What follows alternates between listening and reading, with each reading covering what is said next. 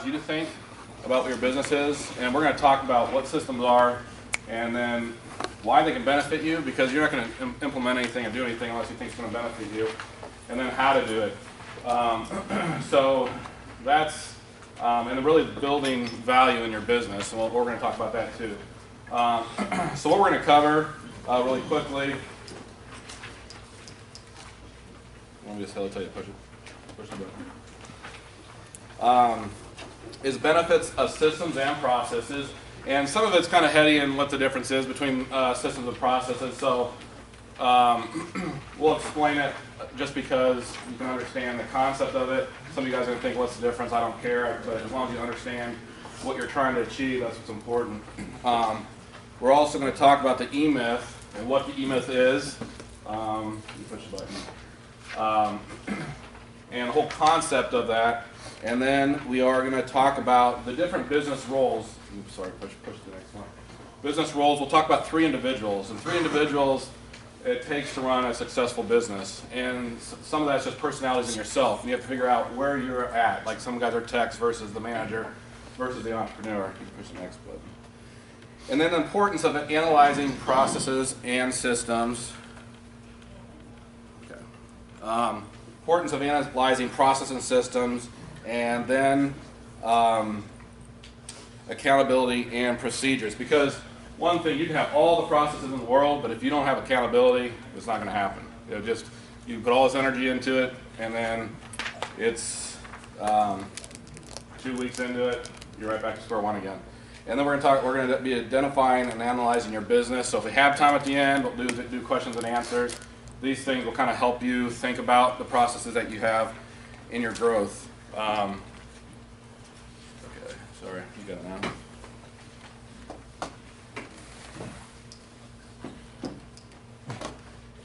Sorry. Why do we need systems, and why are the benefits of systems? Some of you guys might be a one-man show. Some of you guys might be just starting out. Some of you guys might have many employees and still struggling with that. So we're going to talk about why do we need systems. It builds profitability, because once you find that sweet spot, or once you're doing something and you continue to keep that and mimic that, that will make things more profitable. If you have systems, we're going to talk about increased value, especially when you get into potentially selling your business or marketing to somebody else. Systems is what makes your business valuable. For instance, like McDonald's. Why do we go to Starbucks here if I'm from Missouri? Because I know I'm going to get the same coffee as I do in Missouri. Some, coffee shop might have the best coffee in the world, but I don't know that, so be very inconsistent. So what we want to do is, our increased value comes from consistency. Profit. Our profit goes up when we can continue to maintain something every single day, and it can be maintained whether I'm sick, whether I'm there, whether I'm fishing, whether I'm on a cruise. And systems create stability in our company. Having established systems and processes, your business can run smoothly. They create consistency. If you have developed procedures, you can push the next button. Okay, thank you. They can create systems, create autonomy. So autonomy is things run automatically. So we're going to talk about that in a little bit. As techs, when we first start out, we have a way we do it. We like doing it, and it's okay because we're really good at it. We start bringing employees in, you have to rethink things because employees are not going to do everything like you want to do. So sometimes you have to change how you operate. Push the next one. Sorry. Autonomy and accountability. Next one. Okay, this is very important in determining a business value. You want to always have in mindset you want to sell your business. Whether you think you want to have this thing till the day you die, you pass it on to your kids, or you're going to sell it, you want to have in your mind that you want to sell this business. You have to have that mindset. That creates value. Because I just know, I've bought businesses through the years, and I'll also try to sell some. And what happens so many times with us is that we think, okay, I made $1 million this year, got about $600,000 in equipment, man, I got a $1.5 million business. Well, what happens is an entrepreneur coming in, or somebody that is coming in and looking, they're like, well, okay, let me see what you have. You have $300,000 in recurring revenue. You only have really two contracts on this kind of stuff. On the other hand, I don't know. I mean, you got great employees, but it seems like you're the personality that has to make this move. I think your business is only worth $300,000. You have no systems. You can't leave. Without you, this thing crashes and burns. This happens a lot in businesses, and so that truly is where your value is. It's your systems, it's your name, it's your website, how things can run. The more valuable the company is, basically, is how much can you step out. Because if I know Joshua here has a business, and I see him where he can be there, you know, straight on 24/7, but he can also leave for a month, and his business runs the same, that's huge value for me, especially as an entrepreneur. An entrepreneur that comes in sees that value. He realizes I don't have to learn how to wash. He has everything set up, the training's there, and I just step in. To me, that's a good investment. Because realistically, in our industry, what happens is we do have pretty good profit margins, I mean, for the most part. And so how do we market this potentially somebody else, especially as the economy goes down? You have guys that, you know, might have some savings, or you got a military guy getting out after 40 years, and he's looking to provide for his family still, and you're looking at potentially selling or moving or whatever the deal may be. He's looking at that investment. So when he comes in, your value is going to be upon your systems, your accountability, how your employees run. You know, can he just step in? Is it a turnkey operation? So we're going to talk about that and how to develop that. Okay, you can go to the growth chart. Now, this growth chart is probably the most important thing to try to take away. Now, I threw some figures up here, and the important thing is the figures probably won't match up, and that's not important. It's trying to get you to understand. To some of you guys might be this scenario. Some of you guys might be already have 10 employees. That's irrelevant. Is to understand the growth chart and how that works. So push the next one. Basically, what is your goal first? If my goal is to golf 24/7 in Florida, that's my goal. That's where I want to be. Whether that's 10 years from now, 20 years from now, you have to have a goal. Now, everybody has different priorities in their life. Some people don't want a lot of stress. Some people can live on $150,000 a year. Some people need to have $300,000 a year to live on. Some people need more. So you got to really figure out what your goal is and what does that mean. Push the next slide. So this is a scenario, okay? So this guy works at Walmart right now. He's making $20,000 a year, okay? He saved up, or he just got inheritance for $10,000. Push the next slide. He goes to pull out the power wash store and spends his $10,000 on a heat unit. Push the next one. He starts working on his own. Okay, push the next button. Now, whether it takes him 6 months, a year, 2 years, 6 years to get where he's at, he finds his sweet spot. Push the next slide. Go ahead again. Okay, so he's making $100,000 a year, washing on the weekends, and then he goes into full time, and he's making $100,000 a year. Push the next slide. Thank you. $25,000 in expenses. Now, again, whether you think he has $50,000 or not, the point is to make a point here. So push the next slide. He's pretty happy. Okay, he's working out of his house, makes $100 grand, $25,000 in expenses. He's taking home $75,000. He's thinking this is great. Okay, life is good. He made $20,000 at Walmart. Now he's making $75,000, and he loves where he's at. He is at the sweet spot. And the important is to understand what the sweet spot is in every step. Push the next slide. Okay, so prepping for the next step is the most important thing, because the worst spot to be is that first step, right here, right here, right here. That's the most inefficient place to be. You have to be there, but the whole point is you want to get to that next sweet spot as fast as you can. So you got to understand, first of all, what step you're taking, and second of all, what can make me get to that next sweet spot as fast as he can. So he starts thinking. He wants to add a technician right now. Well, if he adds a technician, let's just throw out $30,000. He needs to pay that guy $30,000. He's going to need more work. He's going to at least need 30 grand more in work just to be where he's at 75,000. A background check, confidential agreement, employee handbook, what are his rules and regulations for that state, how to pay him. So, push it again. He jumps up there, push the button, hires the tech to help him. Okay, go ahead and push it again. Still making right there, he's still making $100,000 a year because this happened literally in a week. Go push the button. $25,000 in expenses. Okay. He has $30,000 in payroll. If he's stuck there and adds no more work, go ahead and push the button. He has $45,000 in take home. So all of a sudden, he went from $75,000 down to $45,000 to live on. And Andrew Snyder will actually be doing this growth chart, but actually how to prepare for it when it comes to profitability, how to bid. Because, just giving you a sample on it, a lot of times what can happen, that guy was down there maybe making 66% profit, 33% expenses. All of a sudden, that's how he's been able to live on. That's how he bid his jobs. The next thing you know, he makes that step. Guess what? Same bidding mindset, he's going to go downhill. It'll be a slow death, and either that or he'll learn to compensate. So go ahead and push the next button. So again, push the next button. Next button. Now he hits this spot. Again, these are just general figures to make the point.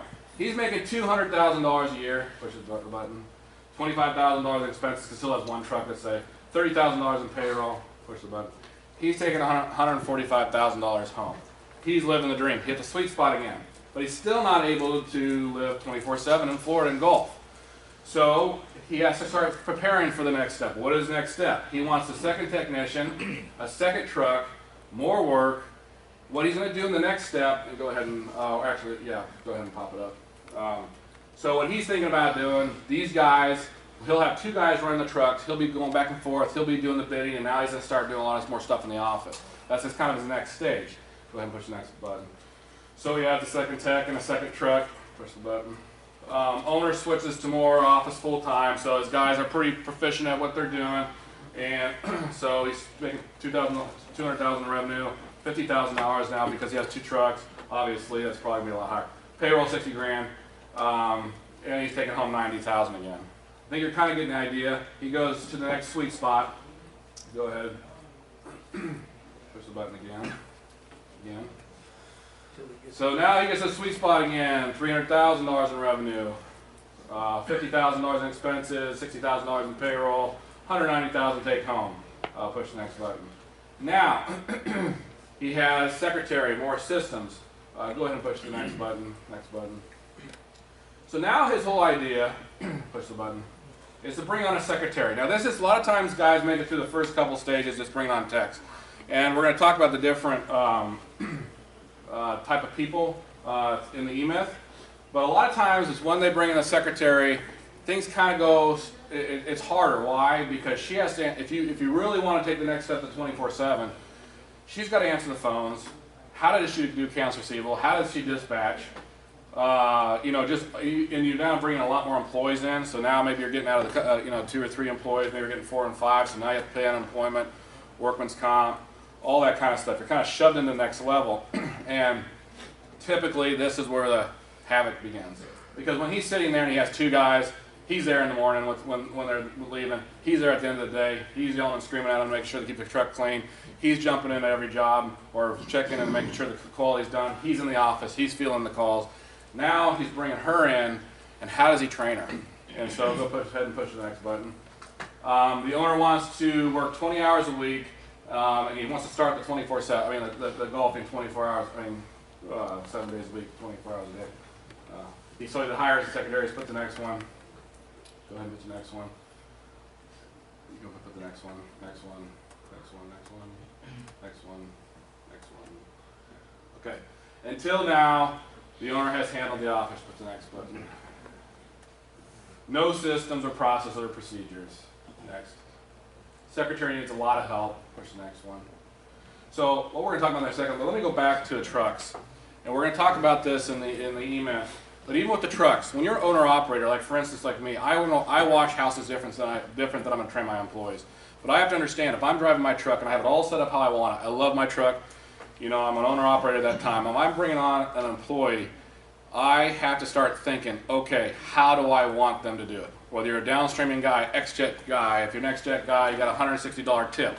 I'm telling you, I used to run, 5 to 10 residential crews a day, and because I had employees, I don't want to go the downstreaming, X-Jetting up war here, but we use the downstreamer just because in our area we have a lot more elevation, farther distances to go. The downstreamer, unless they were really good at what they're doing, had a lot of experience, it was just simpler for the X-Jet, even though I carry a bucket around. So you have a tip. Where do they put that tip? You got 10 trucks. Towards the end, we also morphed down. We had 10 Honda Ridge lines that we had kind of gone down into.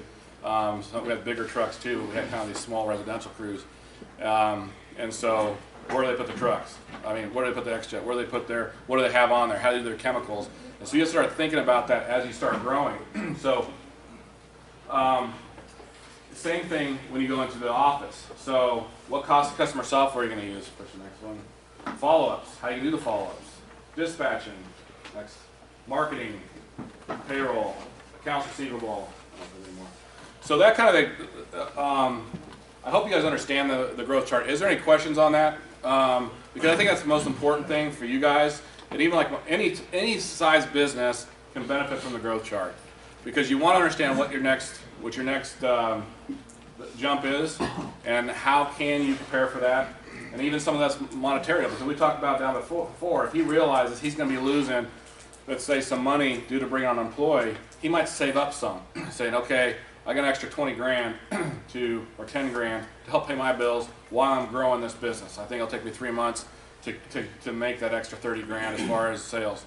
So the more you can start preparing for it, the easier those steps are going to be. So now we're going to talk about the E-Myth. The E-Myth is by Michael Gerber. Push the next button. So there's 3 personalities we're going to talk about, 3 individuals in the E-Myth. You have your technician, your manager, and your entrepreneur. Now you need to understand they can literally be 3 different people in your business, but a lot of times they're also 3 personalities. And a true business owner, we have to learn to be 3 personalities, and we have to learn to be more successful. There's a saying, if I know my weakness and I know my enemy's weakness, I have nothing to fear. Similarly in business, if I know where I'm weak, I can help compensate for it. So we need to understand our personalities, and then where we're weak in, and then how best to compensate. So push the next button. So we have, this is kind of the E-Myth scenario. You got Mrs. Potts, okay? She's working for a pie company, and she's making pies. And nothing in life makes her happier than making pies. Everybody loves her pies. They're the greatest pies. People come around from a 500-mile radius to buy her pies. She finds her identity in her pies. So what happens is, let me push the next button. Next one. What can fulfill her more than making pies for somebody else is making pies for herself, right? So guess what? She fires up her own little bakery. She was the technician. She was making pies. She's very good at making pies. Well, what happens is she makes that next step. Now she becomes a business owner. Unfortunately, what can happen is she can spend more time running that business, doing the bills, all that kind of stuff, that actually then she hires somebody to come in to make pies. Well, then now she's just, long hours. She's the one that's cleaning up the shop. She's the one that's doing the bills. She's the one that's taking everything, to the CPA. She's rarely baking pies anymore. And she's just getting very, very, very frustrated because, as she's run this business, it's what it takes to run the business. And typically at that time, if she doesn't reevaluate things, she will then just crash and burn, and she will go back and bake pies. She is the perfect technician. A lot of guys that get into our industry initially are technicians. Why? You're good with your hands. You're good with your hands. You know how to fix a power washer. You know how to put things together. You know how to overcome things. You guys are great. We are great technicians. That is typically what happens. And, like I said, maybe you worked at Walmart's putting tires on, so you're good with your hands. You know what you're doing. You're good tech. And then you understand power washers when everybody else doesn't understand power washers. So all of a sudden, this becomes a revenue thing for you. You're doing this on the side. Whether you make 30% profit one day or 90% profit, it's just like, okay, and it works for you. But then you're stepping into business now. That's when things get complicated. I'll push the next one. Go ahead. You start as techs. Go ahead. Next. They earn business through friends and family. That's a lot of times initially how they start. It's word of mouth. Go ahead, push the next. Next. Sometimes they never progress past the stage. Now, some people are happy there. They have 2 jobs. I know there's some firefighters in here. That's their job. That's great. But they, work 24 hours a day or 3, and then they do this on the side. That's their sweet spot. That's where they want to be. That's their goal. That's perfect. But us, as we jump into this and try to make our whole livelihood depends upon it, and putting our kids through school, it's different. Now you have the manager. Push the next guy. Now these guys, you know, when you need more business, you need more organization needs. So you got to become the manager. Now again, part of this is personalities in you. Part of these, as you grow your business and need people in these positions, you have to understand who you're looking for. So the next one. Sometimes I'm able to adjust to decrease workload. I mean, and this is talking about the techs. So you need a manager. You need quality, and quality is inconsistent. You need somebody that's the manager. The manager loves, I mean, they just get a high off of doing paperwork. I mean, you know how that is. And following the rules, make sure everybody follows the rules. Next. So in your business, you have slow response times. The tech's getting frustrated. You need a manager. Go ahead and push the next one. Heavily booked. Next. Stressed. Next. So, what I'm trying to do is get, and then you have the entrepreneur, which we're going to skip over. The entrepreneur is your visionary in the company. You need to have that too. You need to know where you're going. What are your goals? You can't just be the tech, you know, going forward and just dump, we'll see how this thing goes. You've got to have your goals, where you're going, how you're going to get there. So we're going to define, again, this is where it gets maybe a teeny bit heady, but if you understand it, it makes a lot of sense. So as we develop systems in our business, there's basically 3 different terms. You have a task, and we're going to talk about it in a second, but okay. And then you have your process and your system. So a task is one thing, like the phone rings. Task number 1 for the secretary is pick up the phone, right? Task number 2, take your information down. Task number 3, whatever it is. Those tasks, like I said, answering a phone call, develop a process.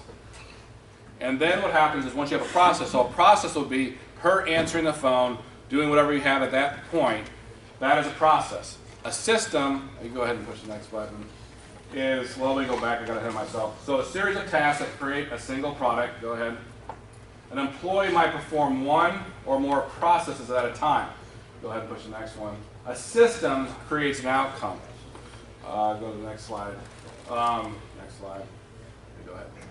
So I'll give you an example. Call. Secretary answers the phone. Number 2. She's talking to the lady. In our situation, she puts it, a lot of times, I mean, we have a computer system up, so it depends how proficient they are. Some girls, they get kind of, you know, flustered if they're trying to put all the information in the computer simultaneously talking to the customer. So if they have that problem, we have a lead sheet they fill out. And so that is a process. Process. So there's 3 different tasks, and that's simple. 3 different tasks, that becomes a process. Go ahead and push the next one. Next one.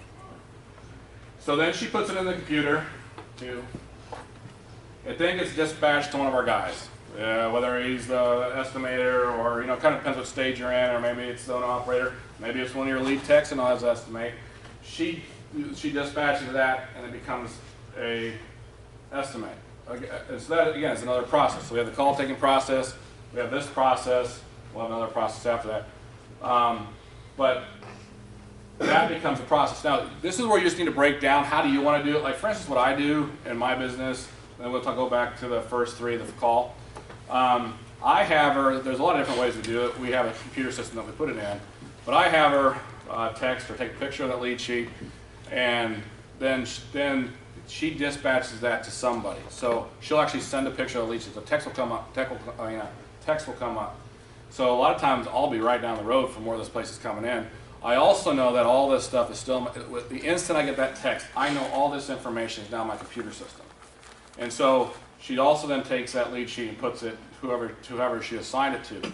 So yes, maybe the whole design is that I won't get it till I get back to the shop, or I won't get it the next day. With that text, there's a lot of times that I'm right there, I can take care of it, and we're really fast to respond. So however you guys want to run your business, that's the thing to start. Even if it's a one-man show, is start, what do I want my guys to do? What do I want my secretary to do? Hey, Jesse. Hello. It's my brother-in-law, by the way. Push to the next slide. Work processes. Go ahead. Yeah, so she makes sure she dispatches the job and makes sure the job's done right. Push the next slide. So a system is the whole kit and caboodle. Like, the system then becomes from a phone call coming in the door till the phone call, we're checking back, or email, or however you do it with the customer, and that customer is happy. That is a system, okay? So a system is kind of the whole completion of that area. So if it was your job, just calling, coming in, and then to completion. Is anybody confused on the difference between tasks, processes, and systems? Yes, Ron. I'm confused. Okay. Do you want me to re-explain? Yeah. Okay, push the next one. So it's comprised of multiple processes. Next, produces a specific outcome. They can have subsystems. So again, you know the next one. To go over what we talked about, the process is comprised of the system is comprised of processes: call taking, estimate, and work. Call taking, call comes in, secretary answers, lead is generated. Lead then enters into a customer factor or whatever program you guys use. Tech is dispatched. Estimate is created. Work is sent to customer. Work is accepted. Work is completed. Go to the next. Why are processes and systems important? I'll go ahead. It goes back to what we talked before. This is what creates efficiency in a business.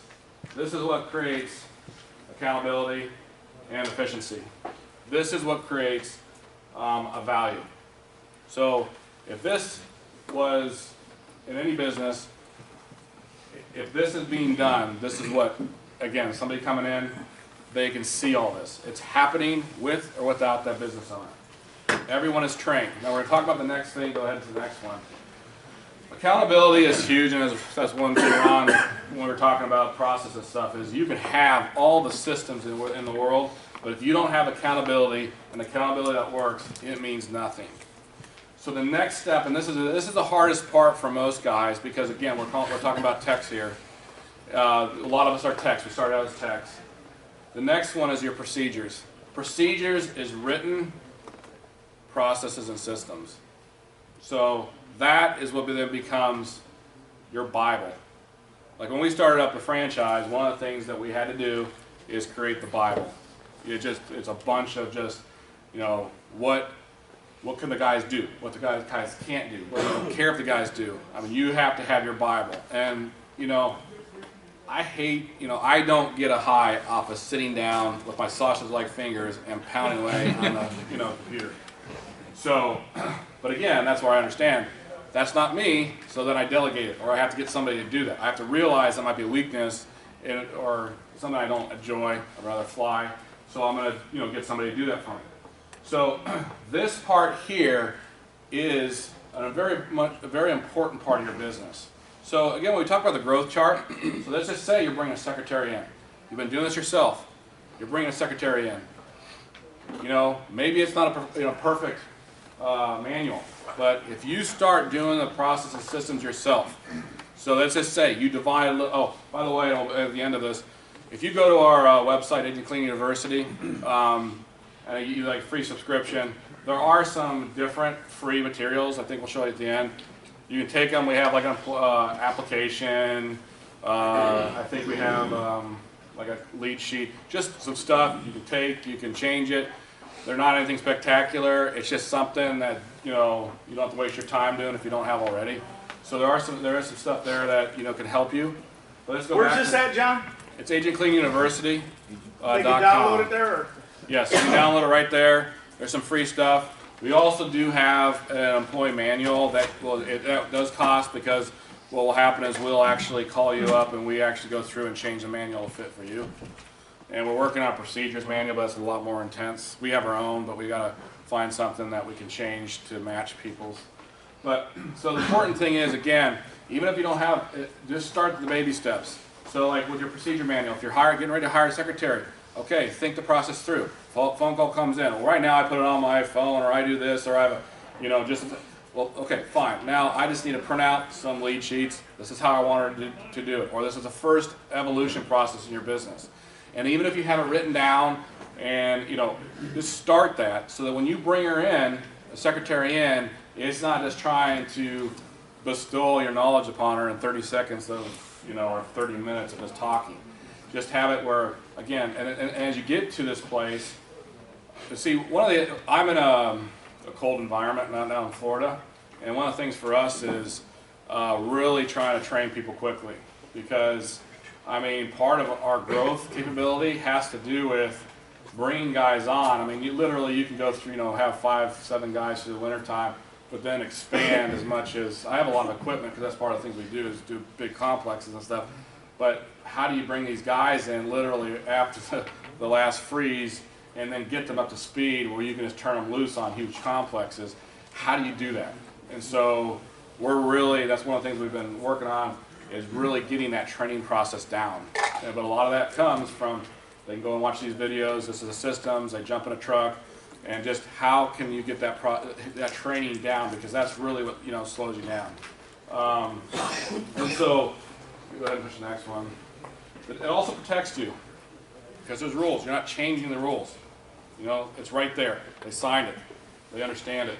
Because one of the things that I don't know how many you deal with, unemployment, excuse me. But one of the things with unemployment is failing to carry out a reasonable job assignment. If you don't have it written down, they're going to claim unemployment, and they will play the game. States have stuff stacked up against the business owner. That's just the way it is. Sorry, I had to tell you the revelation there, but hey man, what's your biggest file on an employee? Yeah. And you play the game. You got one that big? Yes. And the thing is, they will play you. And the sad part is, where they learn it from? The government. They go for, whatever that is, because a lot of times you start out with these guys, they're getting the, they know how this thing works. And that gets into the whole safety thing, and then toolbox training videos and stuff like that. But these are the things that start to protect you, because when you're a one-man show, you're nobody. Everybody realizes you probably have $2 in the bank. But as you start to get more and more employees, you come on the map. It's just like anything else. If you deposit $10,000 check, it automatically is reported.